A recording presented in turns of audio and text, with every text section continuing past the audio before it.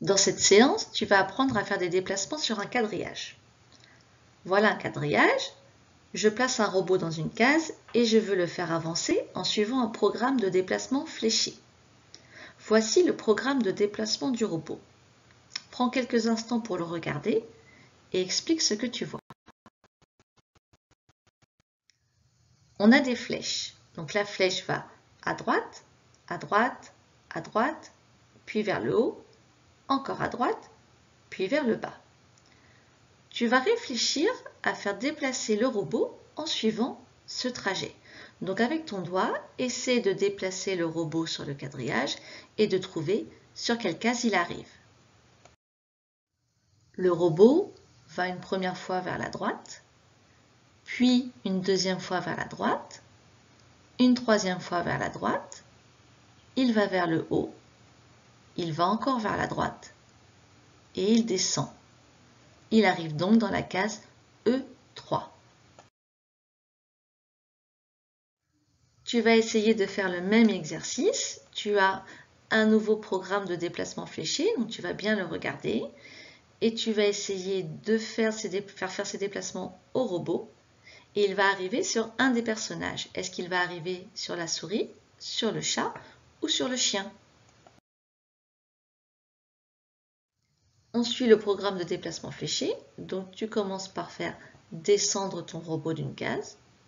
Il va ensuite à droite. Il redescend, il va une première fois à droite, une deuxième fois à droite et il redescend d'une case. Il arrive donc sur le chat. Jusque-là, notre robot s'était déplacé de case en case, c'est-à-dire qu'il était à l'intérieur d'une case et qu'il allait dans la case d'à côté. Maintenant, il ne va plus se déplacer de case en case, mais de nœud en nœud. Ce qu'on appelle un nœud, c'est le croisement entre deux lignes. Donc, tu vois, là, mon robot est placé sur un nœud. Donc, ça ne change pas grand-chose, sauf qu'en fait, au lieu de se déplacer à l'intérieur de la case, il va se déplacer sur les lignes. Donc, je te mets le programme de déplacement fléché et tu vas essayer de déplacer le robot en suivant ce programme de déplacement et de dire sur quel animal il arrive. Le robot descend, il va à droite, il va en haut, il va à droite une première fois, à droite une deuxième fois, il va vers le bas une première fois, il redescend une deuxième fois et il va à gauche. Il arrive sur le chien. Voilà un nouveau quadrillage avec deux personnages, une fourmi et une coccinelle. Pour la fourmi, on a son trajet qui est tracé sur le quadrillage.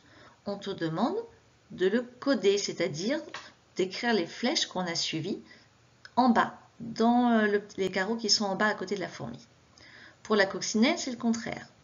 En bas, on t'a mis le déplacement, les flèches, et tu dois tracer avec ton crayon de bois ce trajet sur le quadrillage. Je t'ai mis cet exercice en lien pour que tu puisses l'imprimer si tu as une imprimante et le faire.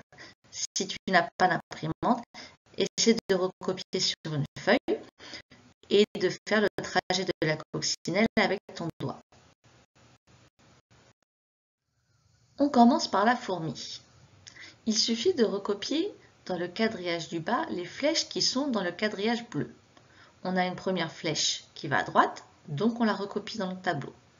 Une deuxième flèche qui va à droite, une troisième flèche vers la droite, puis une flèche vers le haut, une flèche vers la droite, encore une flèche vers la droite, une flèche qui va vers le bas, une deuxième, une troisième vers le bas, et on termine par deux flèches vers la droite.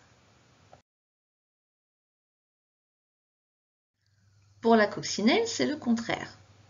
On a les flèches qui sont tracées dans le quadrillage noir, on va les tracer sur les lignes du quadrillage bleu. On commence par une flèche vers la gauche. Ensuite, on nous montre trois flèches vers le bas. Donc, on descend de 3 cases. 1, 2, 3 cases.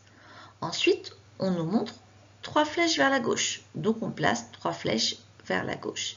Et enfin, on monte d'une case vers le haut. On arrive à un rond jaune.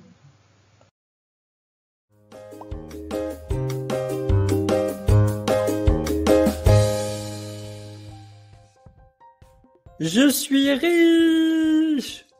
Eh ben, où as-tu trouvé ce trésor? Tu te rappelles de la carte au trésor que j'avais trouvée? Eh bien, j'ai vu que le trésor était dans la case B5 et je suis allé le chercher. C'est super! Tu vois que c'est utile de pouvoir se repérer sur un quadrillage. Je te rappelle que dans un quadrillage, il y a des cases, mais aussi des lignes et des colonnes. Par exemple ici, mon chat est en case C3, car il est dans la colonne C et la ligne 3. Maintenant, on ne va plus parler des cases, mais des nœuds. Des nœuds? Comme les nœuds de mes chaussures? C'est le même mot, mais ça n'a pas le même sens. C'est quand les lignes du quadrillage se croisent, comme ici, ou ici, ou ici. On appelle ça des nœuds. Mais à quoi ça sert? Eh bien, si ton trésor avait été là, comment aurais-tu trouvé la case où il est? Mais il est en même temps sur B4, B5, A4 et A5. Bon, tu as vu, c'est compliqué. Je te propose qu'on donne un nom aux traits maintenant. Ici, je ne vais plus donner un nom aux colonnes, mais aux traits verticaux, qui descendent. Et ici, un nom aux traits horizontaux. Et ça donne ça. Donc ton trésor est là, il est sur ce trait et ce trait, donc A4. C'est un peu la même chose qu'avant, on regarde à quel nœud les traits se croisent. Ce chien est sur le nœud D2, car ce sont les traits D et 2 qui se croisent.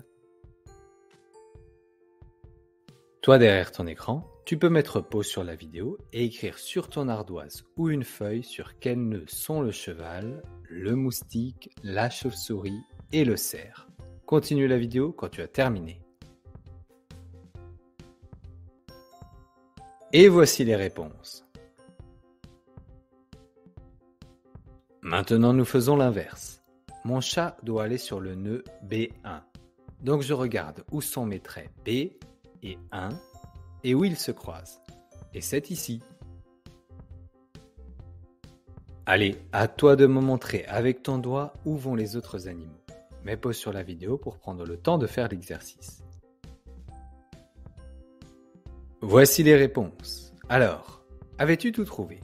Si tu as des erreurs, regarde bien où j'ai mis chaque animal pour comprendre pourquoi il y a une erreur, et ainsi progresser. Tu sais maintenant ce qu'est un quadrillage, les cases, les colonnes, les lignes et les nœuds.